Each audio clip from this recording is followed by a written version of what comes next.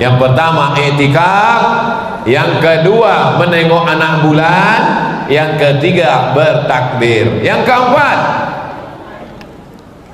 membayar zakat fitrah. Kapan wajibnya membayar zakat fitrah? Dari mulai habis maghrib malam Idul Fitri sampai khotib naik mimbar, sama dengan waktu bertakbir.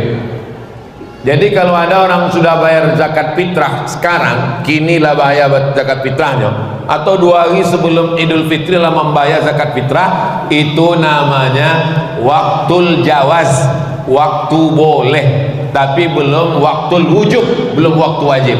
Wajibnya membayar zakat fitrah dari mulai sholat maghrib tenggelam matahari Selasa malam Rabu 9 April nanti sampai hari Rabu 10 April khotib naik mimbar. Siapa yang hidup selama 13 jam ini wajib bayar zakat fitrah.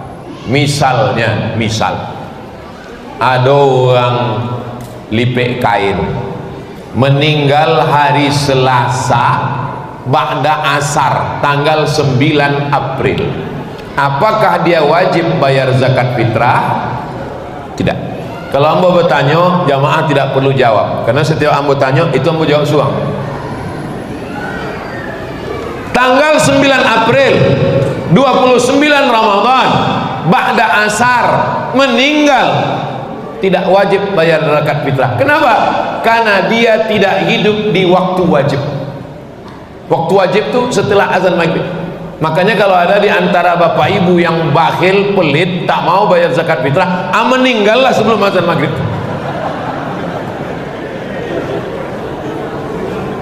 Nah, ibu hamil, mohon maaf, mengandung anak, apakah wajib bayar zakat fitrah? Tidak wajib.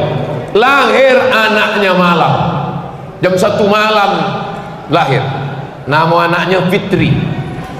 Dek lahir malam Laila Idul Fitri, namanya Laila Fitri. Laila malam, Fitri lahir malam Idul Fitri. Wajib bayar zakat fitrah. Sebab apa? Sebab dia hidup selama 13 jam tadi.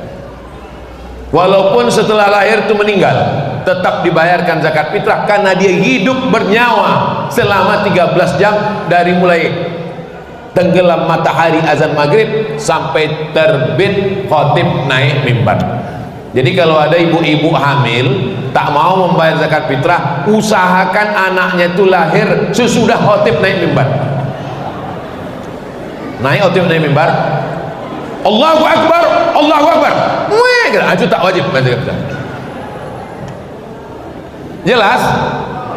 Ambo kalau mengajar insya Allah jelas. Ambo mau jelas sedetil-detilnya supaya jamaah awak paham bila membayar zakat fitrah. Tapi jangan dek ceramah tausiah ambo iko lalu uang lipek kain sodonya membayar zakat fitrah malam Idul Fitri. Jangan. Nanti kalau malam itu bila pembagian lagi. Jadi kalau pengurus Masjid Al-Mizan sudah menetapkan, kini pun sudah bisa bayar zakat fitrah. Supaya apa? Ini untuk memudahkan koordinasi dan nanti distribusinya supaya mudah. Jadi kini pun sudah boleh 2-3 hari sebelum sudah boleh bayar zakat fitrah. Yang ambo bahas ini namanya waktul wujub, waktu wajib membayar zakat fitrah. Misal dibayarnya zakat fitrah kin, ambo bayar zakat fitrah, ambo timo ke panitia. Hari Selasa 9 April asar meninggal.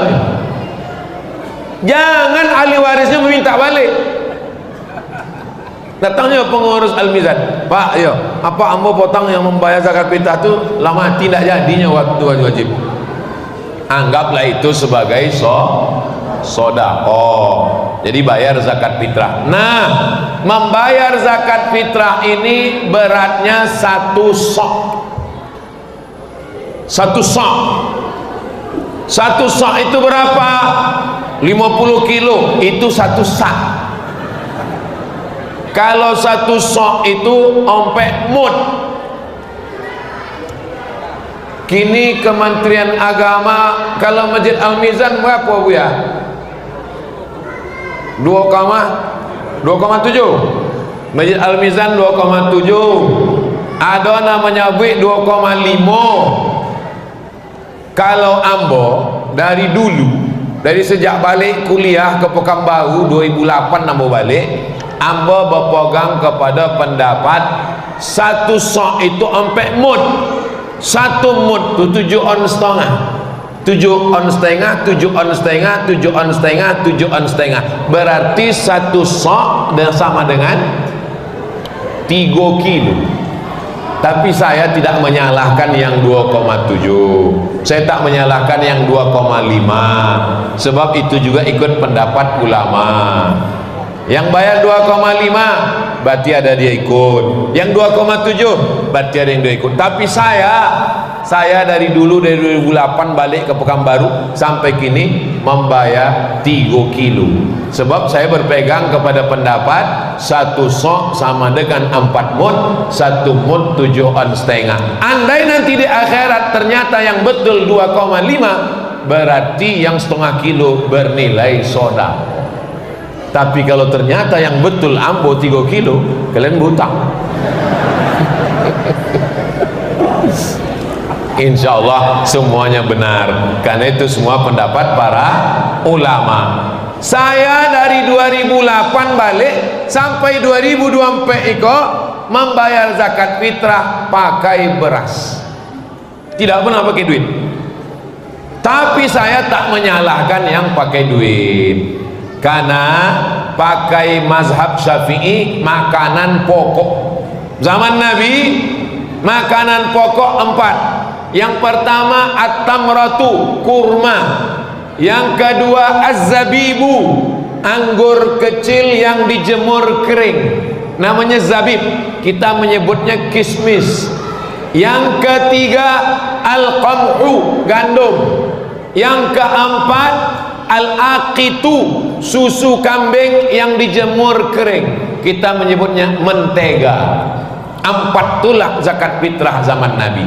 Jadi kalau ada orang mengatakan yang membayar zakat fitrah pakai duit bid'ah karena tak pernah dibuat Nabi, maka yang membayar pakai beras pun bid'ah, karena Nabi tak pernah bayar zakat fitrah pakai beras. Makan nasi itu bid'ah, sebab Nabi tak pernah makan beras. Tunjukkan Ambo mana hadisnya Nabi makan nasi pakai asam podeh bau. Tak ada. Jadi orang yang bayar pakai beras itu apa dalilnya? Qiyas. Quran, hadis, ijma', qiyas. Membayar zakat fitrah pakai beras tak ada dalam Quran, dalam hadis tak ada, dalam ijma' tak ada. Sebab Nabi, sahabat, tabi'in tak pernah bayar pakai beras. Lalu pakai apa? Qiyas. Qiyas itu analogi. Dianalogikan makanan pokok mereka gandum, sedangkan kita makanan pokok kita adalah nasi. Lo makan bawahnya mati, makan nasi. Nah, jadi membayar zakat fitrah pakai beras. Tapi katanya boleh pakai duit. Yang bayar zakat fitrah pakai duit mazhab Hanafi. Bayar zakat fitrah pakai makanan pokok 3 mazhab: Maliki, Syafi'i, Hambali. Kalau mau bayar zakat fitrah pakai beras, ikut beras berat mazhab Syafi'i. Kalau mau bayar zakat fitrah pakai duit, ikut berat pakai mazhab Hanafi. Mazhab Hanafi berat satu sok 3 kilo 800 gram, 3,8. Jadi kalau mau 2,5, 2,7, 3 kilo, pakailah mazhab Syafi'i. Itu yang saya tahu.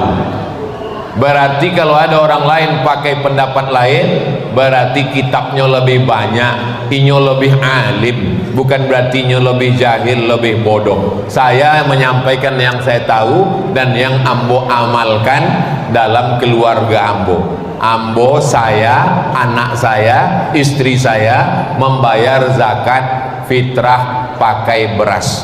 Ambo saya yang membeli berasnya, masukkan ke kresek, bayar. Ini zakat fitrah saya. Nah, ambil sebungkus lagi. Ini zakat fitrah istri saya. Ini zakat fitrah Mizyan Hazik Abdillah.